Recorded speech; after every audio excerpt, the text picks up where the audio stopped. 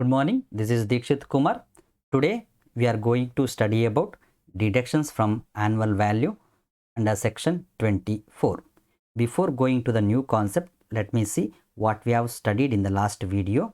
We have gone through the self-occupied house property. That self-occupied house property can be house or part of the house occupied by the owner for the full previous year for the purpose of his own residence or unoccupied house. Self-occupied house property can be house self-occupied for the part of the previous year and let out for part of the previous year. And lastly, we have seen more than two houses in the occupation of the owner. So we have studied everything about self-occupied house property in the last video. Today we are going to learn about what are the deductions from annual value. ಒಂದು ಸಲ annual value ಮಾಡಿದ ಮೇಲೆ section 24 ಪ್ರಕಾರ ಕೆಲವೊಂದು ಡಿಡಕ್ಷನ್ಸ್ಗಳಿದೆ. ಯಾವುದೆಲ್ಲ deductions, ಅದನ್ನು ಯಾವ ರೀತಿ ಮಾಡಬೇಕು ಅಂತ ಹೇಳಿ ಈ ವಿಡಿಯೋದಲ್ಲಿ ನೋಡೋಣ. The first one is standard deduction. Section 24 subsection A. According to this section, a sum equal to 30% of annual value 30% of annual value shall be deducted whether any expenditure is incurred or not. Owner ಯಾವುದೇ ರೀತಿಯಾದಂಥ ಖರ್ಚುಗಳನ್ನು ಹಾಕಿದರೆ ಅಥವಾ ಹಾಕದೇ ಇದ್ದರೆ a standard deduction sum equal to 30% of annual value. Let out ಪ್ರಾಪರ್ಟಿಯಿಂದ ಯಾವಾಗಲೂ annual ವ್ಯಾಲ್ಯೂವಿನ 30%, ಸೆಲ್ಫ್ ಆಕ್ಯುಪೈಡ್ ಹೌಸ್ ಪ್ರಾಪರ್ಟಿಯ ಆ್ಯನ್ಯುವಲ್ ವ್ಯಾಲ್ಯೂ ನಿಲ್ಲಾಗಿರ್ತದೆ. ಲೆಟ್ಔಟ್ ಪ್ರಾಪರ್ಟಿಯ ಆ್ಯನ್ಯುವಲ್ ವ್ಯಾಲ್ಯೂ ಏನು ಮಾಡಿರ್ತೇವೆ, ಆ ಆ್ಯನ್ಯುವಲ್ ವ್ಯಾಲ್ಯೂಯಿಂದ 30% ಸ್ಟ್ಯಾಂಡರ್ಡ್ ಡಿಡಕ್ಷನ್ ಅಂತ ಹೇಳಿ ತಗೊಳ್ತೇವೆ. So here some points to be noted that standard deduction of 30% annual value shall be deducted whether any expenditure is incurred or not. if it is by the owner incurs in expenditure or not. ಎಕ್ಸ್ಪೆಂಡಿಚರನ್ನು ಅವನು ಖರ್ಚು ಮಾಡಿರ್ಬೋದು ಅಥವಾ ಮಾಡದೇ ಇರ್ಬೋದು. Any how from the let out property 30% standard deduction ಮಾಡುವಂಥ provision section 24ನಲ್ಲಿ ಇದೆ. If the owner of the house occupies more than 2 houses for his residential purpose, ಎರಡಕ್ಕಿಂತ ಹೆಚ್ಚು ಮನೆಯನ್ನು ರೆಸಿಡೆನ್ಷಿಯಲ್ ಪರ್ಪಸ್ಸಿಗೆ ಯೂಸ್ ಮಾಡ್ತಾ ಇದ್ದರೆ, ಎಕ್ಸೆಪ್ಟ್ 2 ಹೌಸಸ್, ಮೊನ್ನೆ ಹೇಳಿದಾಗೆ ಲಾಸ್ಟ್ನೇ ವಿಡಿಯೋದಲ್ಲಿ ಹೇಳಿದಾಗೆ 2 ಮನೆಗಳನ್ನು ಬಿಟ್ಟು all other self occupied house are house are deemed to be let out, ನಾವು ಉಳಿದ ಮನೆಗಳನ್ನೆಲ್ಲ ಲೆಟ್ಔಟ್ ಪ್ರಾಪರ್ಟಿ ಅಂತ ಹೇಳ್ತೇವೆ, ಆ ಮನೆಗಳನ್ನು ಕೂಡ ಸ್ಟ್ಯಾಂಡರ್ಡ್ ಡಿಡಕ್ಷನ್ 30%ಅನ್ನು ಡಿಡಕ್ಷನ್ ಮಾಡಲಿಕ್ಕಿದೆ. And next point is in respect of 2 houses which are treated as self occupied house, 2 ಮನೆಯನ್ನು ಯಾವುದನ್ನು ಸೆಲ್ಫ್ ಆಕ್ಯುಪೈಡ್ ಹೌಸ್ ಪ್ರಾಪರ್ಟಿ ಅಂತ ಹೇಳ್ತೇವೆ, the standard deduction is not allowed. Self occupied house ಪ್ರಾಪರ್ಟಿಯಿಂದ ಅದರ annual ವ್ಯಾಲ್ಯೂಯಿಂದ standard deduction 30%ನ ಮಾಡಲಿಕ್ಕಿಲ್ಲ. ಉಳಿದಂತೆ ಲೆಟ್ಔಟ್ ಪ್ರಾಪರ್ಟಿಯ ಆ್ಯನ್ಯುವಲ್ ವ್ಯಾಲ್ಯೂಯಿಂದ 30%ಅನ್ನು ಡಿಡಕ್ಟ್ ಮಾಡಲಿಕ್ಕಿದೆ in the name of standard deduction. Next, very important, that is interest on loan taken in respect of house property. That means if any interest is paid on the loan taken for the purpose of purchasing, constructing, reconstructing and repairing the house property is allowable as a deduction on the accrual basis. Allowable as a deduction on the accrual basis. ಅಂದರೆ ಮನೆಯನ್ನು purchase ಮಾಡಲಿಕ್ಕೆ, construction ಮಾಡಲಿಕ್ಕೆ, reconstruction ಮಾಡಲಿಕ್ಕೆ ಅಥವಾ repair ಮಾಡಲಿಕ್ಕೆ ಯಾವುದಾದ್ರೂ ಲೋನನ್ನು ತಗೊಂಡಿದ್ರೆ, ಆ ಲೋನಿಗೆ ಬಡ್ಡಿಯನ್ನು ಕಟ್ತಾ ಇದ್ದರೆ, that interest is deductible under this head, that is interest on loan taken in respect of house property. It is on the accrual basis. Accrual basis ಅಂತ ಹೇಳಿದರೆ ಕಟ್ಟಿದ ಮೇಲೆಲ್ಲ ಯಾವಾಗ ಇಂಟ್ರೆಸ್ಟ್ ಡ್ಯೂ ಆಗ್ತದೆ ಅದರ ಮೇಲೆ ಈ ಲೋನನ್ನು ಡಿಡಕ್ಷನ್ ಅಂತೇಳಿ ತೋರಿಸ್ಲಿಕ್ಕಾಗ್ತದೆ. See, some points to be noted that interest on unpaid interest is not deductible. Interest ಅನ್ನು ಸಪೋಸ್ ನೀವು ಕಟ್ಟಲೇ ಇಲ್ಲ ಅಂತ ಹೇಳಿದರೆ, then interest on loan taken deduction ಸಿಗೋದಿಲ್ಲ. Interest on a fresh loan raised merely to repay the original loan taken for the above purpose is available as deduction under this section. ಹಳೆಯ ಲೋನನ್ನು ಮರುಪಾವತಿ ಮಾಡಲಿಕ್ಕೋಸ್ಕರ, ರೀಪೇ ದಿ ಅರ್ಲಿಯರ್ ಲೋನ್, ಅದನ್ನು ಮರುಪಾವತಿ ಮಾಡಲಿಕ್ಕೋಸ್ಕರ ಒಂದು ಹೊಸ ಲೋನನ್ನು ಮಾಡಿದರೆ, ಫ್ರೆಶ್ ಲೋನನ್ನು ಮಾಡಿದರೆ, ಆ ಲೋನಿಗೂ ಕೂಡ ಡಿಡಕ್ಷನ್ಗಳು ಅಪ್ಲಿಕೇಬಲ್ ಆಗ್ತದೆ ಅಂತ ಹೇಳ್ತದೆ. Any brokerage or commission paid for loan is not deductible. ಕೆಲವೊಂದು ಸಲ ಲೋನನ್ನು ಪಡ್ಕೊಳ್ಳೋದಕ್ಕೆ ಬ್ರೋಕರೇಜ್ ಕೊಟ್ಟಿದ್ದರೆ ಅಥವಾ ಕಮಿಷನನ್ನು ಕೊಟ್ಟಿದ್ದರೆ ಆ commission is not deductible in the name of interest on loan taken in respect of house property. Next, interest for pre acquisition and pre construction period. ಕೇವಲ loan ಈ ವರ್ಷ ಅಸೆಸ್ಮೆಂಟ್ ಇಯರ್ ಏನಿದೆ ಆ ಅಸೆಸ್ಮೆಂಟ್ ಇಯರ್ ಮತ್ತು previous ಇಯರ್ನ income ಏನಿದೆ ಅದನ್ನು calculate ಮಾಡುವಾಗ ಬರೀ ಪ್ರೀವಿಯಸ್ ಇಯರ್ನ ಲೋನ್ ಮಾತ್ರ ಅಲ್ಲ, pre acquisition or pre construction period ಅಂತಿದೆ. So interest payable in respect of funds borrowed for the acquisition or construction of house. ಮನೆಯನ್ನು ಕಟ್ಟಲಿಕ್ಕೆ ಅಥವಾ ಎಕ್ವೈರ್ ಮಾಡಲಿಕ್ಕೆ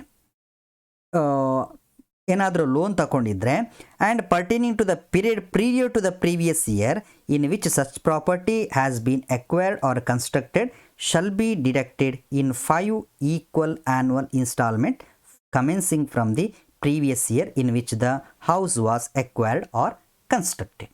ಅಂದರೆ ಯಾವುದಾದ್ರೂ ಲೋನನ್ನು ಮನೆಯನ್ನು ಕನ್ಸ್ಟ್ರಕ್ಟ್ ಮಾಡಲಿಕ್ಕೆ ಅಥವಾ ಎಕ್ವೈರ್ ಮಾಡಲಿಕ್ಕೆ ಲೋನನ್ನು ಪಡ್ಕೊಂಡಿದ್ರೆ ಅದು ಪ್ರೀ ಕನ್ಸ್ಟ್ರಕ್ಷನ್ ಪೀರಿಯಡ್ ಅಥವಾ ಪ್ರೀ ಎಕ್ವಿಸಿಷನ್ ಪೀರಿಯಡ್ ಅಂತ ಹೇಳ್ತೇವೆ. ಅಂದರೆ ಯಾವ ಡೇಟಿಂದ ನಾವು ಮನೆ ಕಟ್ಟಲಿಕ್ಕೆ ಸ್ಟಾರ್ಟ್ ಮಾಡಿದ್ದೇವೆ ಅಥವಾ ಲೋನನ್ನು ತಗೊಂಡಿದ್ದೇವೆ ಮತ್ತು ಯಾವ ಡೇಟಿಗೆ ಲೋನನ್ನು ಕಂಪ್ಲೀಟ್ ಆಗಿದೆ, ಇದರ ಮಧ್ಯೆ ಒಂದು ಪ್ರೀ ಕನ್ಸ್ಟ್ರಕ್ಷನ್ ಪೀರಿಯಡ್ ಅಂತೇಳಿ ಮಾಡಲಿಕ್ಕಿದೆ.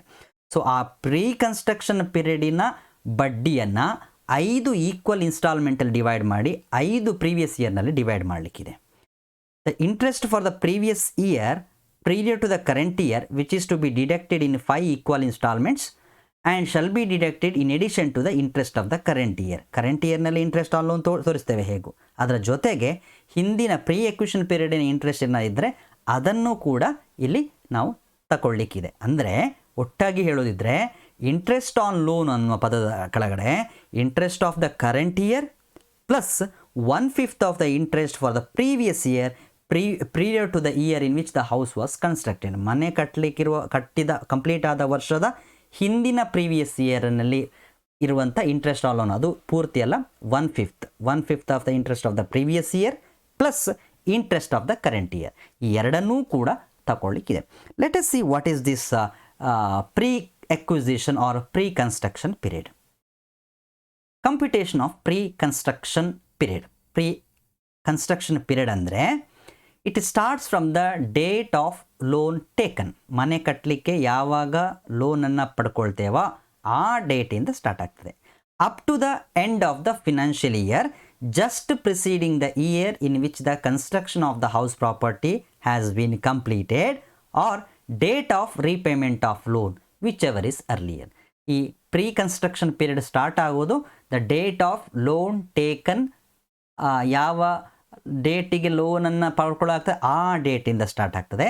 ಆ ಪ್ರೀ ಕನ್ಸ್ಟ್ರಕ್ಷನ್ ಪೀರಿಯಡ್ ಎಂಡ್ ಆಗೋದು is financial year just preceding the year in which the construction of the house property has been completed. ಮನೆ ಯಾವಾಗ ಕಂಪ್ಲೀಟ್ ಆಗ್ತದೋ ಆ ಕಂಪ್ಲೀಟ್ ಆದ ಹಿಂದಿನ ಫಿನಾನ್ಷಿಯಲ್ ಇಯರಿಗೆ ಅದು ಪ್ರೀ ಕನ್ಸ್ಟ್ರಕ್ಷನ್ ಪೀರಿಯಡ್ ಎಂಡ್ ಆಗ್ತದೆ. ಸೇ ಫಾರ್ ಎಕ್ಸಾಂಪಲ್ ಒಂದು example ಕೊಟ್ಟಿದೆ. Mister S borrowed 5 lakh on 1/8/2017 at 12% per annum for the construction of his residential house which was completed on 30th June 2019. Loan ಪಡ್ಕೊಂಡದ್ದು 1/8/2017ಗೆ ಮತ್ತು ಮನೆ ಕಟ್ಟಿಯಾದಂಥದ್ದು 30th June 2019. Previous year ನೋಡಿದರೆ 1920ಯಲ್ಲಿ the 1920 previous year start ಆಗೋದು 1st April 2019ಇಂದ 31st March 2020ವರೆಗೆ.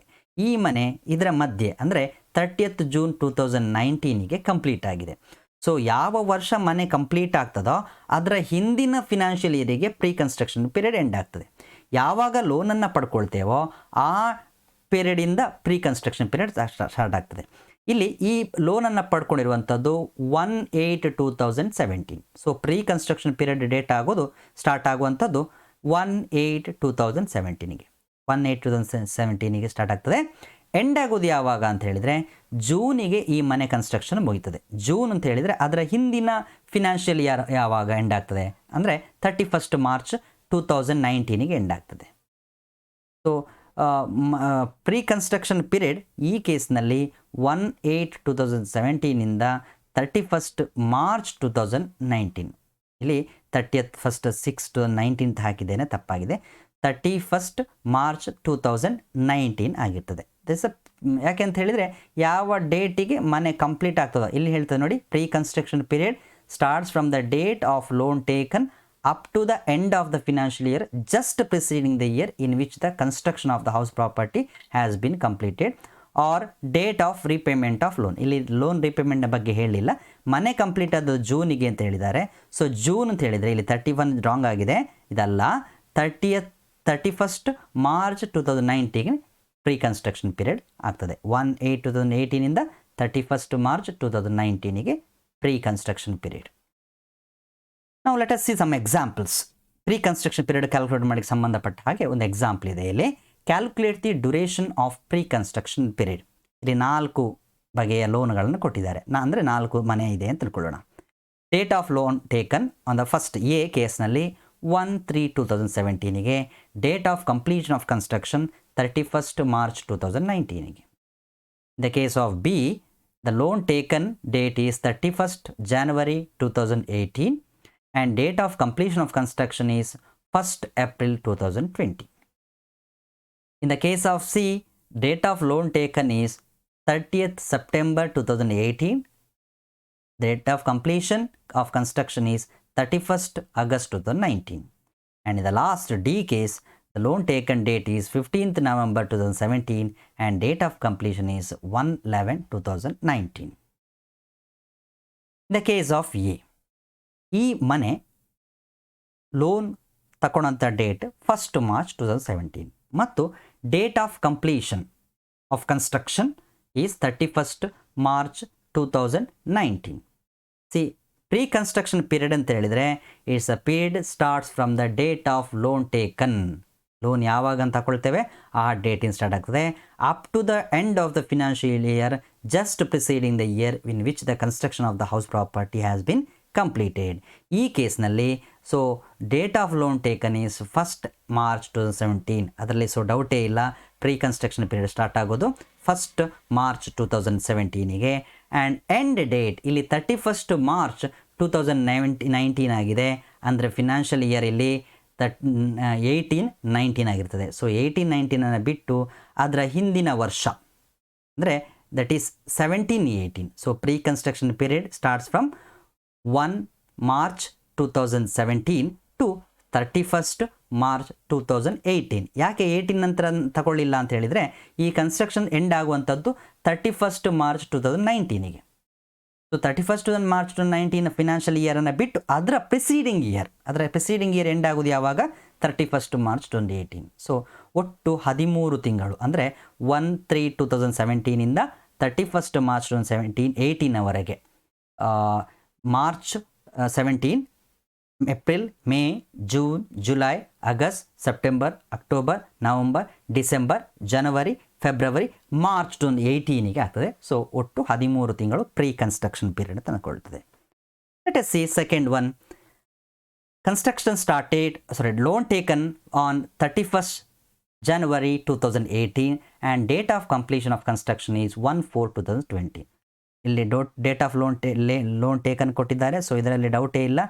Pre construction period starts from 31st January 2018 ends this date of completion is 1st April 2020. So ಅದು 1st April ಆಗಿರೋದ್ರಿಂದ ಅದು 2021 ಇಯರ್ಗೆ ಬರ್ತದೆ. So ಅದರ ಹಿಂದಿನ ವರ್ಷ 1920 ಇಯರ್ ಎಂಡ್ ಆಗುವಂಥದ್ದು 31st Marchಗೆ. So pre construction period starts from 31st January 2018 and ends ಈ ಡೇಟಿನ ಹಿಂದಿನ ಫಿನಾನ್ಷಿಯಲ್ ಇಯರ್. ಇದು 1st April ಯಾವಾಗಲೂ 2021ಗೆ ಬಂತು. 1st April 2020 lies on financial year 2021. So ಅದರ ಹಿಂದಿನ ವರ್ಷ 1920. Ending of the 1920s 31st March 2020. So pre construction period is 31st January 2018 ಇಂದ 31st March 2020 ವರೆಗೆ. That is 26 months. In the case of C, 30th September 2018ಗೆ ಮನೆಯನ್ನು loan ತಗೊಂಡಿದ್ದಾರೆ. Completion date 31st August 2019. So date ಯಾವ ಡೇಟಿಗೆ loan ಸಿಕ್ಕಿದೆ ಆ ಡೇಟಿಂದ ಪ್ರೀ ಕನ್ಸ್ಟ್ರಕ್ಷನ್ ಪೀರಿಯಡ್ ಸ್ಟಾರ್ಟ್ ಆಗ್ತದೆ. That is 30th September 2018. Date of completion ಇಲ್ಲಿ 31st August 2019. ಅಂದರೆ ಇದು ಯಾವ ಫಿನಾನ್ಷಿಯಲ್ ಇಯರ್ಗೆ ಬರ್ತದೆ? ದಟ್ ಈಸ್ 19 and 20ಗೆ ಬರ್ತದೆ. ಸೊ 19-20 ಬಿಟ್ಟು ಅದರ ಹಿಂದಿನ ಫಿನಾನ್ಷಿಯಲ್ ಇಯರ್ ದಟ್ ಈಸ್ 18-19ನ ಎಂಡ್ ಡೇಟ್ ಯಾವಾಗ? 31st March 2019. 31st March 2019 is the pre-construction period. Pre-construction period is from 30th September 2018 to, ಸಾರಿ ಇಲ್ಲಿ 31st March ಆಗಬೇಕು, ಇದು 8 ಆಗಿದೆ. ಸೊ 31st March 2019 ಅಂತ ಹೇಳಿದರೆ 8 ಸೆಪ್ಟೆಂಬರಿಂದ ಮಾರ್ಚ್ ತನಕ, ಸೆಪ್ಟೆಂಬರ್ ಎಂಡ್ ಆಗಿದೆ, ಸಾರಿ ಇಲ್ಲಿ October, November, December, January, February, ಮಾರ್ಚ್ಗೆ 6 ತಿಂಗಳಾಗ್ತದೆ. ಒಟ್ಟು 6 ತಿಂಗಳು ಪ್ರೀ ಕನ್ಸ್ಟ್ರಕ್ಷನ್ ಪೀರಿಯಡ್ ಆಗಿರ್ತದೆ. The last case 15th November 2017ಗೆ ಲೋನ್ ತಗೊಳ್ಳುವಂಥದ್ದು. Date of completion of construction is 1st November 2019. So date of loan taken ಇಂದ ಪ್ರೀ ಕನ್ಸ್ಟ್ರಕ್ಷನ್ ಪೀರಿಯಡ್ ಸ್ಟಾರ್ಟ್ ಆಗ್ತದೆ. That is 15th 11/2017 to date of completion that is 1st November 2019 ಆಗಿರ್ತದೆ. ಈ 19 financial year ಯಾವುದು? 19-20 financial year ಆಗಿರ್ತದೆ.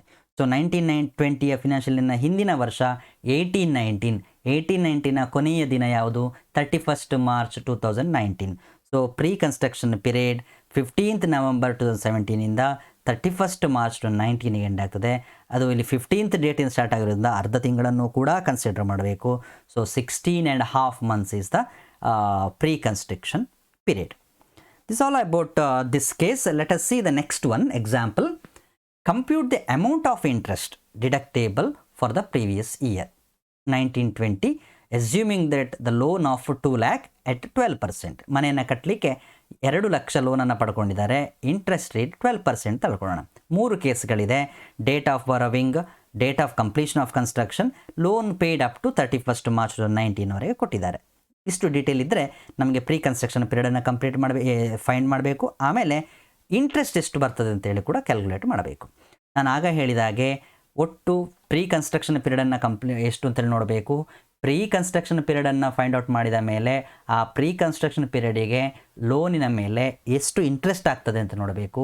ಆ ಇಂಟ್ರೆಸ್ಟನ್ನು ಆ pre construction ಪೀರಿಯಡಿನ ನಂತರದ 5 ವರ್ಷಗಳಲ್ಲಿ ಅದನ್ನು ಈಕ್ವಲ್ ಆಗಿ ಹಂಚಬೇಕು.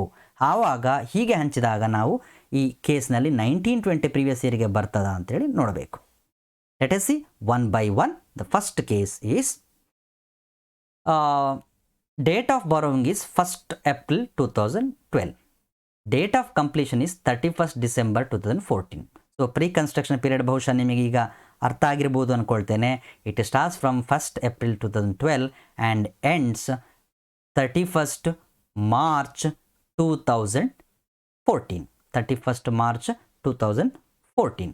So loan is 2 lakh at 12% per annum.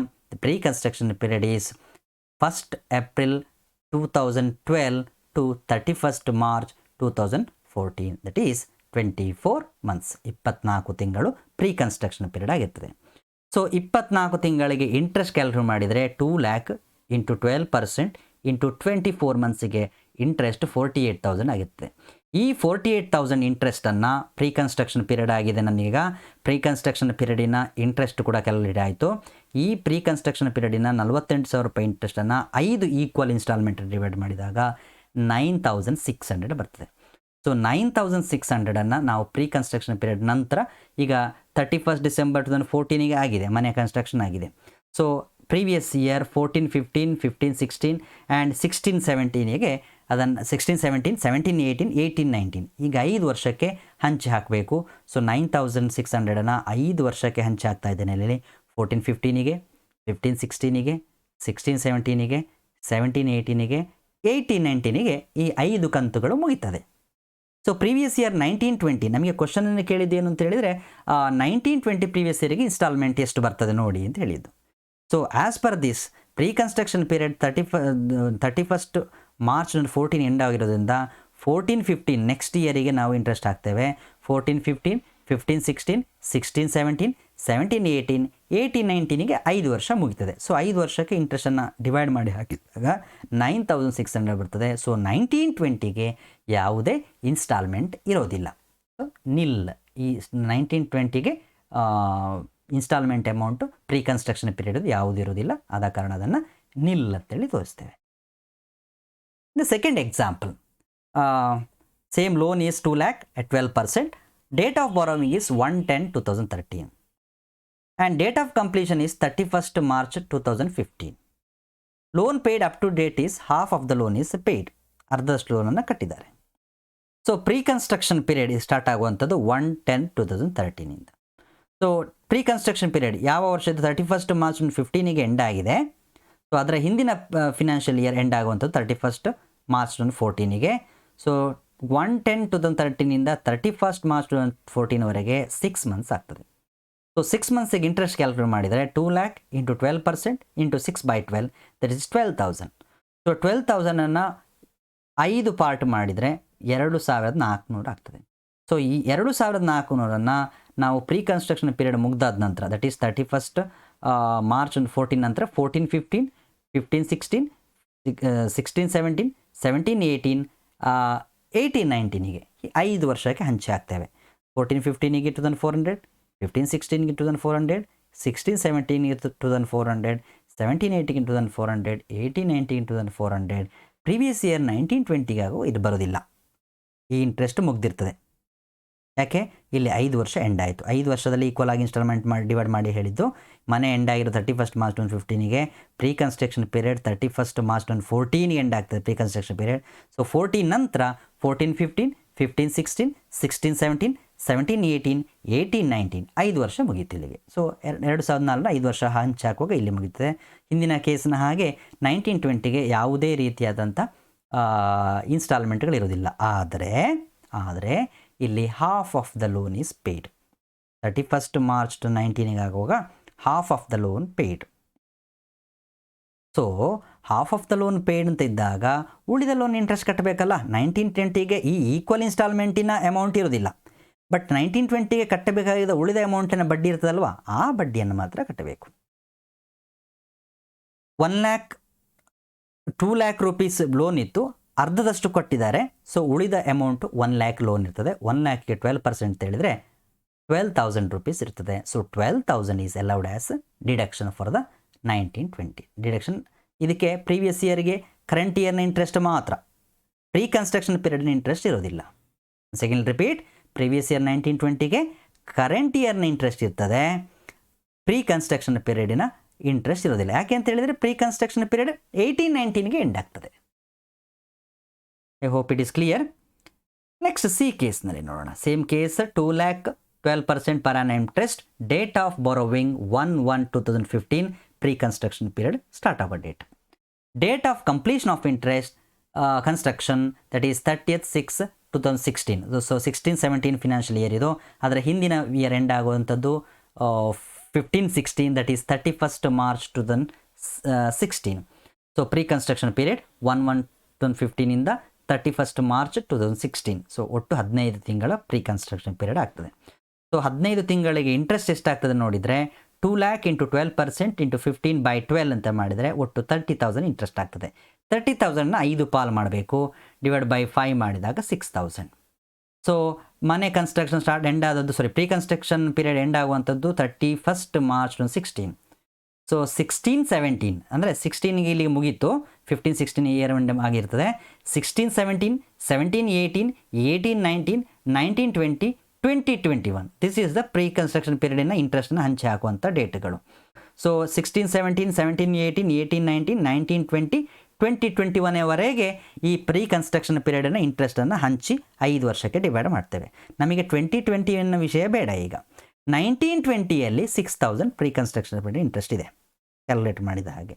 ಅದರ ಜೊತೆಗೆ ಇಲ್ಲಿ 1/4 ಆ್ಯಂಡ್ ಪೇಯ್ಡ್ 1/4 ಲೋನ್ ಪೇಯ್ಡ್ದನ್ನು ಎಲ್ಲಿ ನನಕಂತೆ 1/4 ಆ್ಯಂಡ್ ಪೇಯ್ಡ್ ₹50,000 ಆನ್ 1/10/2019ವರೆಗೆ. ಸೊ ಕರೆಂಟ್ ಇಯರ್ನ ಇಂಟ್ರೆಸ್ಟ್ ಪ್ರೀವಿಯಸ್ ಇಯರ್ 1920ಯ ಪ್ರೀ ಕನ್ಸ್ಟ್ರಕ್ಷನ್ ಪೀರಿಯಡ್ನ ಇಂಟ್ರೆಸ್ಟ್ನ ಜೊತೆಗೆ ಕರೆಂಟ್ ಇಯರ್ನ ಇಂಟ್ರೆಸ್ಟ್ ನೋಡಬೇಕು. ದಟ್ ಕರೆಂಟ್ ಇಯರ್ ಇಂಟ್ರೆಸ್ಟ್ ಅಂತ ಹೇಳಿದರೆ 1/4/2019 ಈ ಲೋನ್ ಕಟ್ಟಿರುವಂಥದ್ದು 1/10/2019 ಅಂದರೆ 30/9/2019 6 ಮಂತ್ ಆಗ್ತದೆ. 6 ಮಂತಿಗೆ ಆಗುವಾಗ 1.5 ಲಕ್ಷ 50,000 ಕಟ್ಟಿದ್ರು, 1.5 ಲಕ್ಷ ಸಾಲ ಇತ್ತು. ಸೊ 1.5 ಲಕ್ಷದಲ್ಲಿ 12% ಬಡ್ಡಿಯಾಗಿ ಇಂಟು 6 ಮಂತಿಗೆ ಆದರೆ 9,000 ಸಾಲ ಆಗ್ತದೆ. ಅದಾದ ನಂತರ ಏನು, ಸೆಪ್ಟೆಂಬರ್ ಆಯಿತು, ಅಕ್ಟೋಬರ್ ನಂತರ ಪುನಃ 50,000 ಕಟ್ಟಿದ್ದಾರೆ. So interest from 1/10/2019 31st March 2020 again 6 ಮಂತಿಗೆ ಉಳಿದ ಅಮೌಂಟ್ 1,50,000 50,000 ಕಟ್ಟಿದ್ರು. ಸೊ 1 ಲ್ಯಾಕ್ ಉಳಿತದೆ.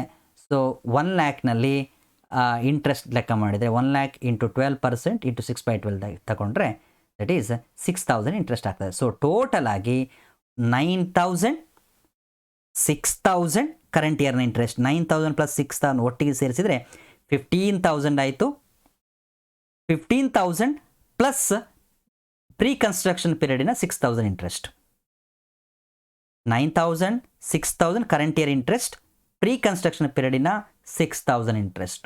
ಇಷ್ಟನ್ನು ಆ್ಯಡ್ ಮಾಡಿದಾಗ ಒಟ್ಟು ಪ್ರೀವಿಯಸ್ ಇಯರ್ 1920ಗೆ ಇಂಟ್ರೆಸ್ಟ್ 21,000 ರೂಪೀಸ್ ಆಗ್ತದೆ.